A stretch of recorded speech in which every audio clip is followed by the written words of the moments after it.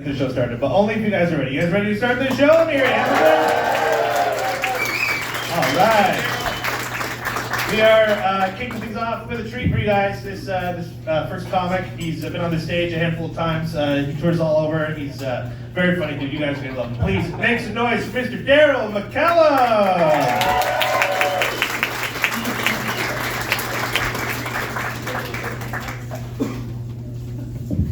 How is everyone tonight? I love that cheap applause off the start. Let's start with my first joke. Let me think about it for a second. Have you ever heard of the phenomenon when someone loses a limb? Sometimes that person may get sensations in that missing limb. It's called the phantom limb syndrome. I understand exactly what they're going through. I truly do. Because as you've just witnessed, I'm always wiping the bangs from my eyes. Would you like to hear what I call my hairline? Would you like to hear what I call my hairline? I call it a hit and run. My hairline's fleeing the scene of what my mother calls an accident.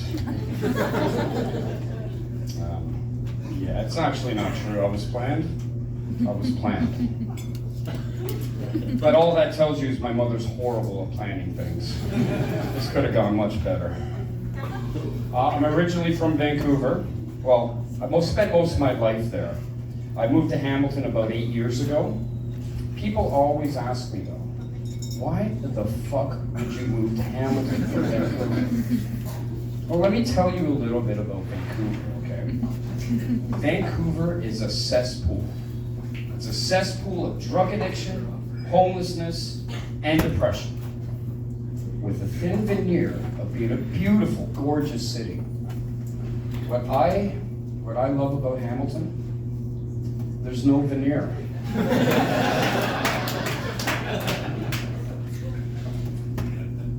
I don't really have a segue for this one, so I'm just gonna go into it. Do you remember last year there was a question online asked to women, if you were lost in the woods, who would you feel safer running into, a bear or a man? It divided the internet from normal people to the Andrew Tates. Well, let me just tell you, I'm 100% man, all right? 100% man. But in some communities in Vancouver, I'd also be considered a bit of a bear. Rare. When we first moved to Vancouver, it was a bit of a weird living situation.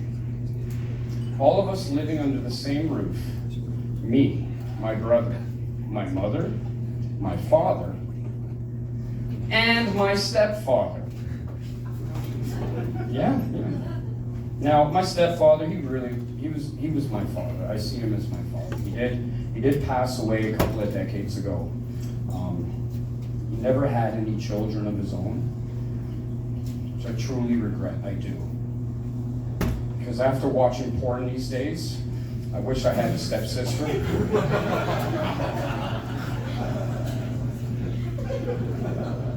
Now my father has transitioned. He's transitioned, at least in my mind. I now identify him as my sperm donor. You know, that motherfucker.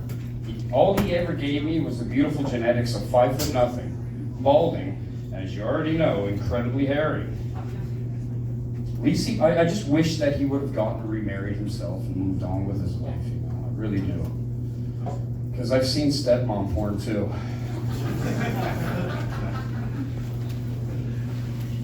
You know, before I left Vancouver, I did a lot of charity work. I helped a lot of South American kids achieve a higher education. I did. No applause for that? All I need is to say that I put Pablo Escobar's grandchildren through university. For those playing in the back, that was a cocaine joke. Well, my other vice, I don't do coke anymore, but my other vice is this stuff. But the beer I really love is Guinness. I fucking love Guinness. But the worst thing about drinking Guinness is when you get those people coming up to you and you say, you know Guinness tastes better in Ireland? You know it tastes way better in Ireland? Yeah, no fucking shit it does.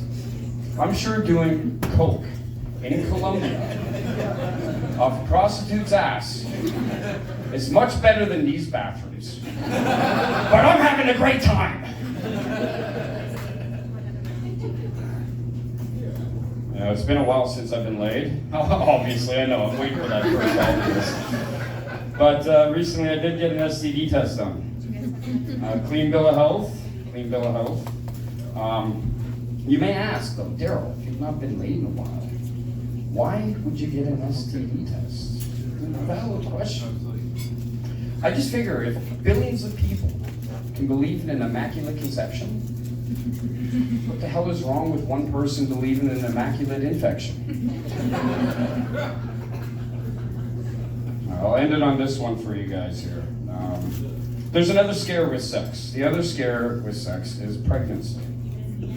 I don't want to be a dad. I really don't. I'm sure the kid would be sitting in there like, yes, well, I'll have the coat hanger, please. My kid's gonna have an English accent, by the way. But there's good news on, if pregnancy tests are expensive, and there's good news on that. The dollar store has started selling pregnancy tests. The bad news is it's made in China. So it only works well if you're carrying a boy. If you're carrying a girl, a lot of adoption clinics appear in your TikTok feed. All right, let's welcome Patrick back up to the stage. I've been Daryl McCallum. Thank you.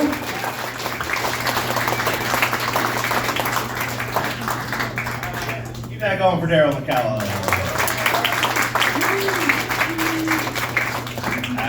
At first I thought he got his meetings confused. He's like, hello, I'm